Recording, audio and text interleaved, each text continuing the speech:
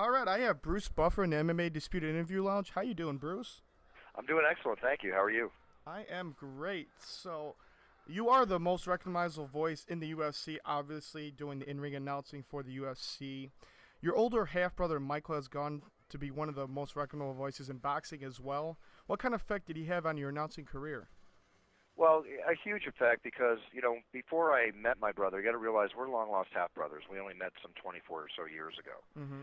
And the reason I met him is because being a big boxing fan, I was watching boxing every week with my father and my other brother Brian, and out comes this man, this pretty boy, shall we say, who was saying that famous phrase, "Let's get ready to rumble," which was getting very big with boxing fans back in the 80s.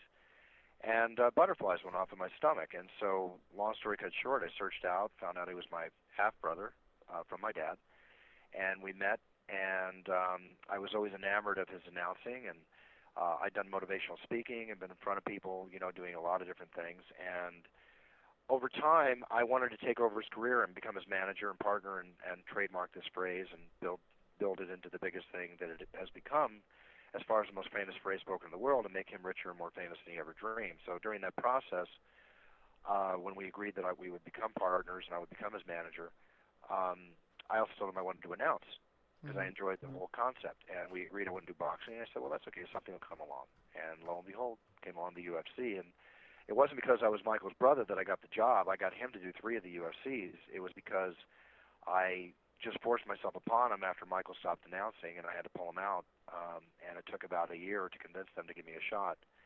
And then when I co-starred on Friends as myself, as their announcer, I told them I should be the announcer from now on because everybody's going to think so with this TV show coming out. And they basically went for that. It was the best poker hand I ever played. And the next step is to do the best job you can do to keep the job. And luckily and hopefully that's what I've been doing for the last 14 years. Gotcha. And speaking of UFC, I believe your first UFC was UFC 8. Is that correct? Yes, UFC 8 in Puerto Rico. I managed a fighter named Scott the Pitbull Ferrazzo down to that event, and going down I told the owner I have my tux in my bag, I want to announce the prelims, give me a shot, and that was the first chance I got. And from UFC 8 till now, are you surprised UFC is where they are now, or did you always think they had something there that was gonna blow up in the mainstream media? Always thought it was going to happen. I believed in it from the beginning. That's why I stayed with them through the high days to the lowest points to where we are now. And if it wasn't for Dana White and Lorenzo Fertitta and his brother Frank coming in and doing all the great things that they've done for us in the last 10 or so years, we might not even be having this conversation because we may not even be having MMA legalized in the States. And hopefully all 50 states get legalized soon. You know what? When money talks, people walk, and they listen. And where the skeptics are out there, being skeptical from time to time, it's now forcing people to take note of what a great sport this is and how financially rewarding it can be, especially siding cells with the UFC, which is just nothing but a huge, tremendous, how do we say, cash cow. Mm-hmm. Speaking of the UFC, Bruce, you introduced the MMA fans to the Buffer 180 as well as the Buffer 360 at UFC 100. And you said right after UFC 100 you would not do it again, but later recanted that statement saying it is possible. Are we going to see that anytime soon, or is it just going to be a spur-of-the-moment thing? That if it ever happens again, I mean, basically I consider it retired.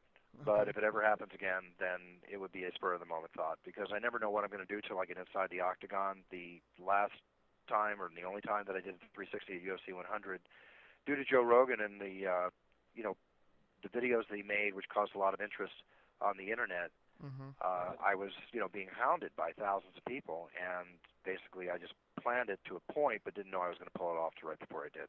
It's not the easiest move in the world when you're doing everything else you're doing. So I like to improvise. I like to work from the hip, Mm-hmm. and as they say, and I make up my mind when I'm inside the octagon, feeding off the energy. And speaking of the easiest moves, I don't know, you've probably seen the YouTube video of you warming up for your octagon duties. Is that something that you've just did for the camera? Do you know the camera's on you, or you do that every UFC? I'm doing something like that pretty much before every main event and co-main event because I'm going to get in there and not just, roar to the best of my ability, but I'm also going to add the physicality that I normally add to my announcing because that's just the only way I know how to work.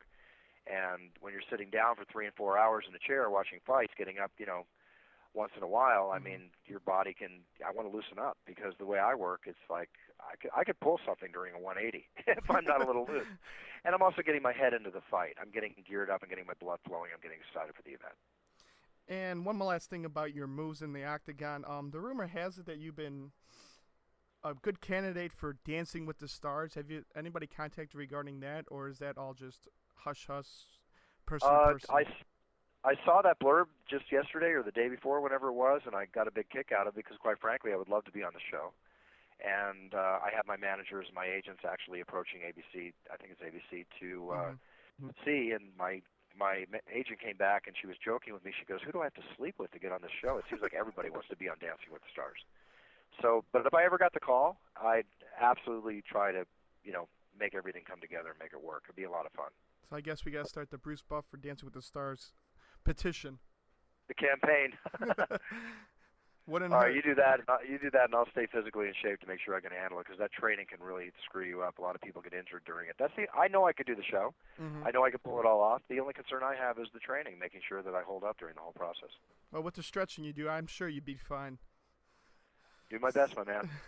So outside the poker announcing world, actually, Bruce, you're an avid poker player. What was the interest of poker, and when did you start playing?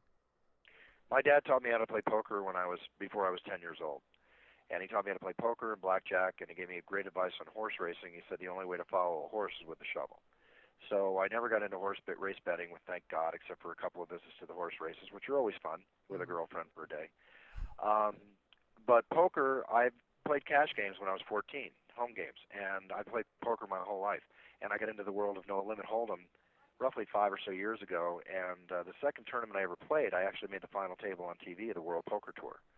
And that pretty much set my pace, and I play poker every week. I am a semi-pro, what they call a friend of Full Tilt Poker, where you can play me at full tilt, and that's where I'm always playing online. They're just now about to launch on July 2nd in Las Vegas at the Luxor Hotel is the grand opening of the, pardon me, say my name in the third person, but it's the Bruce Buffer High Stakes Poker Room and Lounge. It's going to be a big opening. I'm the fourth person in Vegas to ever get a poker room named after him, which I'm pitching myself. I think it's great. I mean, it's a great deal for me, obviously financially, but it's a great deal for me because it's something I love to do in life. I love to play poker, and I'm gearing up for the main event of the World Series of Poker right now in 2 weeks.